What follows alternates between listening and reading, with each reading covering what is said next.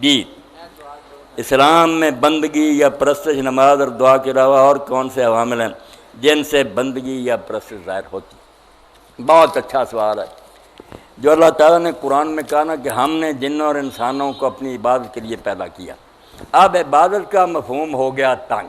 ہم نے یہ مسجدوں میں جا کر سن لیا اور بیٹھ گئے کہ نماز، روزہ، حج، زکوٰۃ، اللہ خیر صلاح، بس ہم نے اللہ کی عبادت کر لی، پھر ہم ہیں سیکولر اور لبرل، جو جی چاہے کمائیں کھائیں کریں۔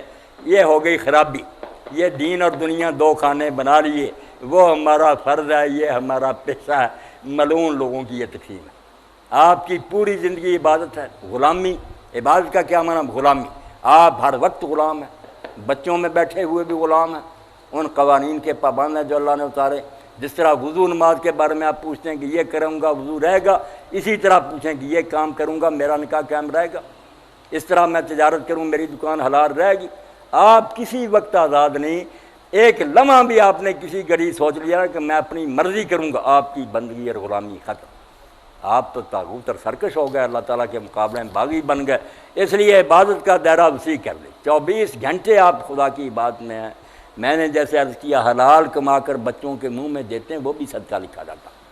اور ایک شخص نماز مسجد میں پڑھتا ہے، ہو سکتا ہے وہ مشرک اور بے دین لکھا جائے کہ صرف لوگوں کو دکھانے کے لیے جاتا ہے، ڈھونگ رچایا ہوا کہ لوگوں کو لوٹوں، وہ بھی شرک کر رہا۔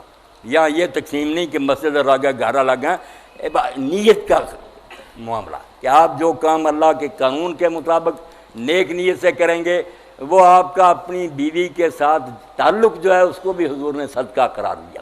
حضرت ابو ذر نے کہا اللہ کے رسول یہ دنیاوی دھندا کہ آدمی یہ کام کرے، بات فرمایا ابو ذر اگر یہ خواہش حرام سے پوری کرتا تو گناہ ہوتا؟ کہا ہاں۔ تو جب حرام کو چھوڑا اور کہا جو اللہ نے میرے لیے حلال کیا ہے میں اس بیوی کے پاس جاؤں گا، اللہ کیوں صدقہ نہ لکھے گا؟ آپ کا تو یہ کام بھی صدقہ۔ یہاں دین دنیا کوئی الگ نہیں، صرف یہ ہے کہ آپ کام اپنی مرضی سے کر رہے ہیں یا اللہ کے حکم کو مان کر۔ بندگی، غلامی۔